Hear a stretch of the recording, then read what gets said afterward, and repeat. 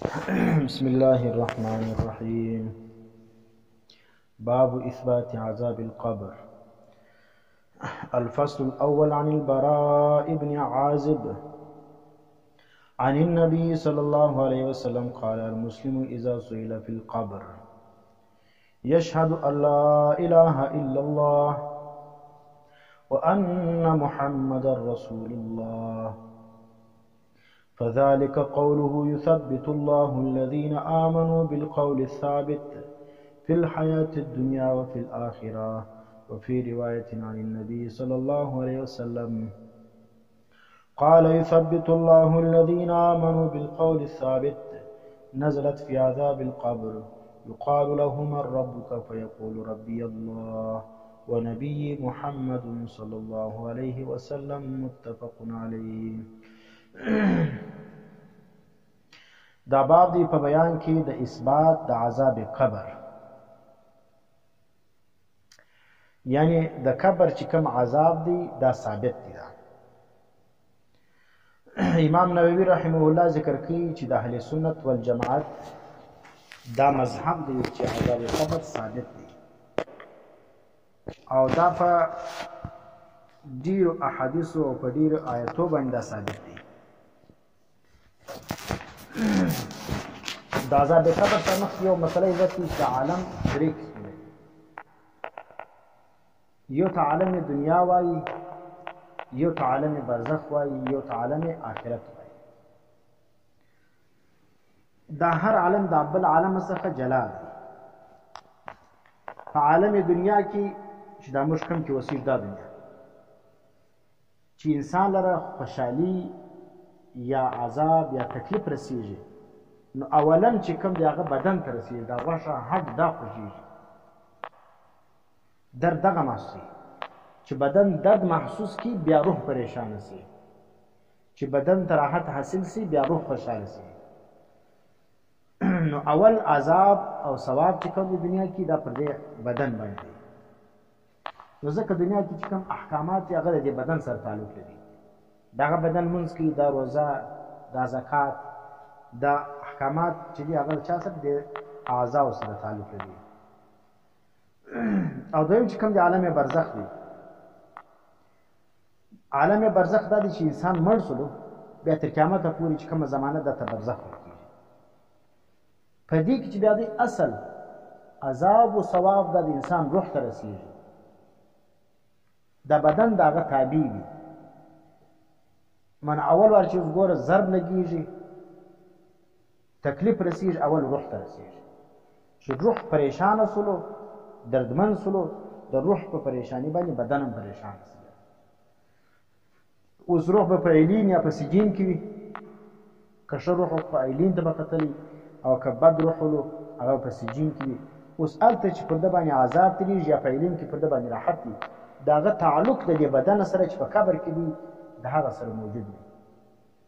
د دا تعلق پر بنیاد باندې دغه بدن چې په قبر کې پروت دی دا به په راحت کې وي یا په عذاب کې وي.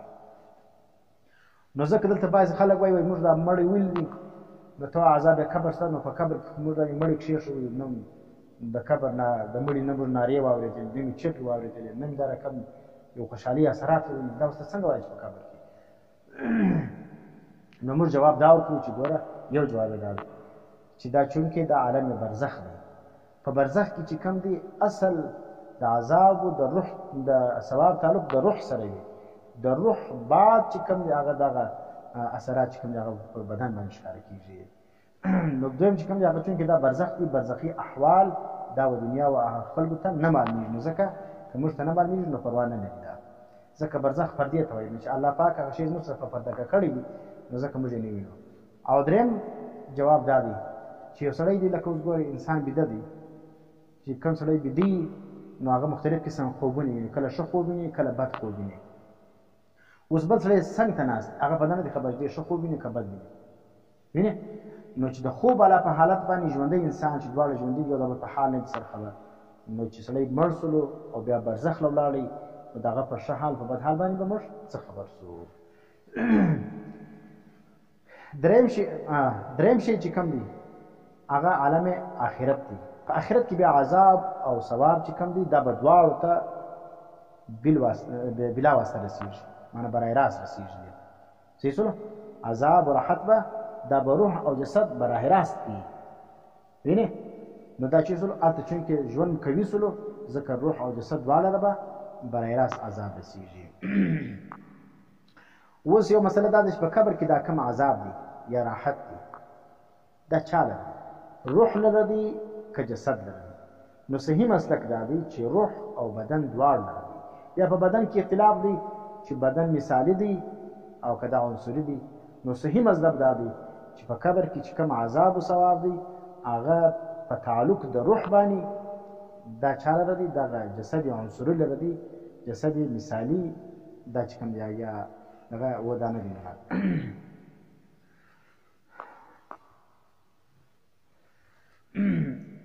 دا خبره چې کوم ده دا تقریبا په د ګردو کتابو کې ستا د عقایدو چې کوم سړی مړ سلو نو الله پاک چې کوم دی هغه په دې کې دومره قدر ژوند پیدا کوي چې په بقدر ما یتعلم و یتلذذ دومره قدر ژوند چې په هغه باندې دی چې شو کې تلذذ حاصل کې خوند حاصل کې یا په هغه باندې تکلیف د عذاب چې کوم دی هغه محسوس کې دونه قدر حیات په هر مړي کې موجوده وي.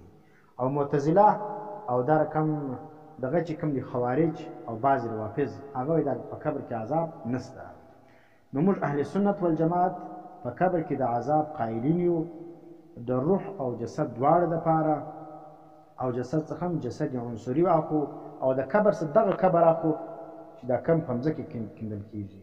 دا په څه وجه باندې ځکه بعضې خلک چې کوم دي هغه موږ عذاب قبر منو لیکن چې څه وخت بیا ته پوښتنه د قبر دا کې د قبر چې کوم دي هغه په علین کې یا په سجین کې وي. نو دلته چې کوم جسد دی د هغه د عذاب د انکار کوي. نو موږ د هغه خلکو سره تعلق نه لرو. موږ وایو چې یا په دغه قبر کې دا کم قبر دنیا کې یا قرآن او سنت و کم شي ته قبر ویل دي په دغه قبر کې د انسان لپاره دغه جسد عنصري چې په دنیا کې انسانان ولیدي دغه لپاره عذاب او ثواب شته. په دې باندې ډېر احادیث چې کوم دی هغه دال دي. باب ثابت دی په بیان کې د اثبات عذاب قبر. الفصل الاول عن البراء بن عازب دا فصل اول چې کوم دی دا د په دې کې روایت راوړي د براء بن عازب څخه اگر نقل کړي د نبی علیه السلام څخه قال المسلم اذا سئل ور مسلم ویل دي مسلمان چې کوم دی دا په معنا سره د مؤمن دی. مسلم معنا مؤمن سره.